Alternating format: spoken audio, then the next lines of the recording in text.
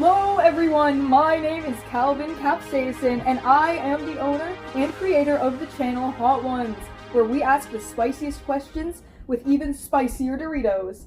And now, I'll be passing the mic over to our interviewer today. Hi, my name is Sabrina Celsius, and today I'll be interviewing the famous playwright Arthur Miller.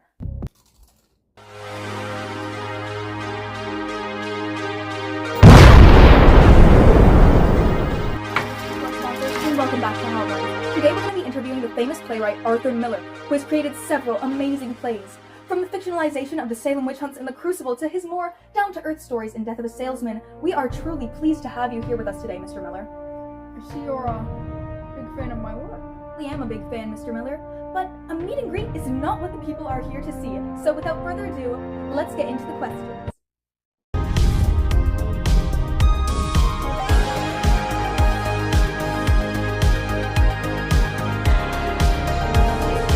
Are you ready for our mild questions?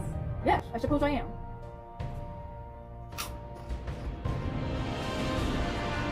That was like nothing. Heard you grew up during the Great Depression. Do you think that affected your plays in any way? Absolutely. You know, my father, he actually owned a woman's clothing business before the Great Depression shut it down. And that day I realized something. I realized how easily the American dream and one's own self-image can be destroyed.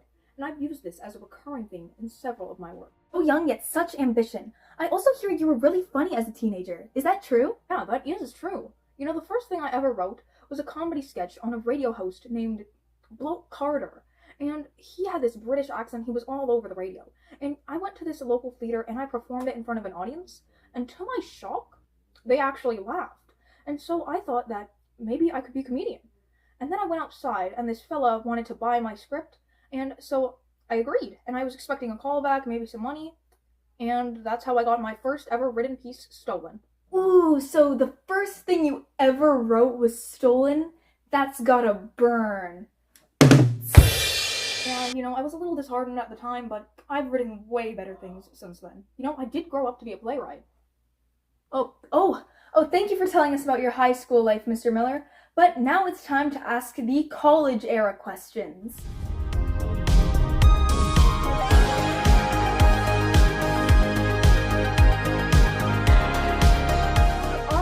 Ready for our tangy questions?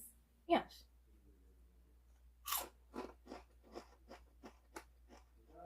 Is that nacho cheese? When are these chips gonna get spicy? I thought this was a show about eating spicy. Spill the tea. How hard was it for you to get into college with, in your words, horrible grades? It was a nightmare. My grades were so horrible, they threw out my application instantly, and they said they would only reconsider if I could come up with $500 to show them. And did you end up getting the $500? Eventually gave them the $500, but I had to work odd jobs for 3 years to make that money. But afterwards, at least I got into the University of Michigan. Okay, so now that we have a little taste of your past and how you started writing, tell the people about your first play. First play? My first play was named No Villain. I named it that because midway through writing it, I couldn't tell who was in the wrong anymore. In fact, I'd like to call it my most autobiographical piece. Go on.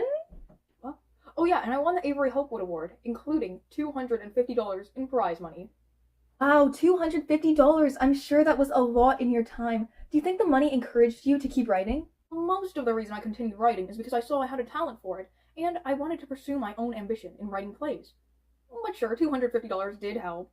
Now that you've written your first play and won an award for your first play, let's hear about your life after college.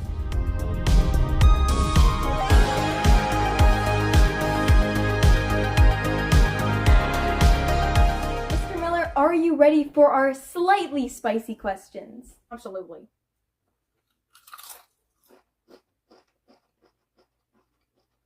Oh, that's a little better. That one's got a little kick to it. Sorry. Can you tell the people about your next play? Next play was on Broadway. It was titled The Man Who Had All the Luck, and it was actually meant to be a comedy, because I'm the funny guy, remember? But a lot of people who watched it said that it felt better as a tragedy, and that I should start writing tragedies. But you know, I was so discouraged that it did so poorly on Broadway that I vowed I would never write plays again. Oh, you quit writing? No. Not done writing entirely, just done writing plays. You know, I actually wrote a novel not so long after that called Focus, and it sold 90,000 copies. But, you know, I would rekindle my love for playwriting soon after that. So, was All My Sons the play that finally gave you your title as a playwright? It ran for 328 performances on Broadway, and I won the New York Drama Critics Circle Award and 2 Tony Awards for that play. And it also helped me meet one of my biggest friends and favorite directors, Director COULDN. Ah, yes, and that brings us to our spiciest questions yet. He cut the cameras! Is a bottle of pumpkin spice coffee syrup on that table? When I said make it spicier, I didn't mean pumpkin spice. Fire whoever did that and put a bottle of hot sauce.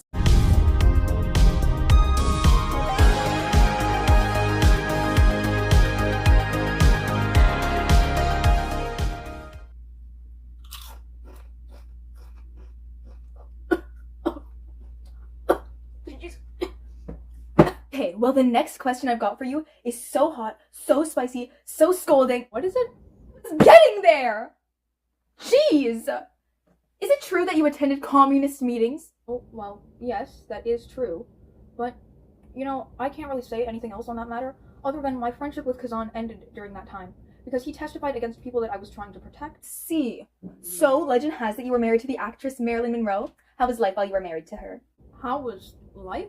Like, what did you write while you were married to her? Did marrying her affect your writing in any way? Did you get put on trial for attending communist meetings? Like fun stuff like that. I can try and tell you everything I remember. So, after I separated from my first wife, I got married to actress Marilyn Monroe. And then I got summoned at the House of Anti-American Activities Committee because of the communist meetings I attended. And, I was never officially blacklisted, but I was charged with contempt of Congress because I wouldn't give them the names of my coworkers who also attended the meeting. Anyway, it's time for our last burner, our final questions.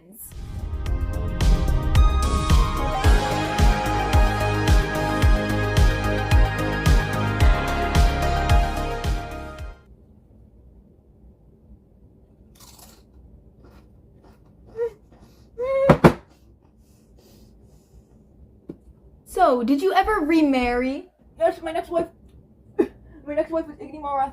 She was a photographer. And what was the last play you ever wrote before you, Whew, that shit was spicy. Yeah, anyway, my next play was called Finish the Picture, and it was about the difficult filming of The Misfits. Well, fine. If you're gonna be like that, then I guess the show's over. Thank you for watching, Hot Ones. Make sure to like and subscribe for more episodes. And thank you, Arthur Miller, for attending this interview with me. It was truly a pleasure. You too.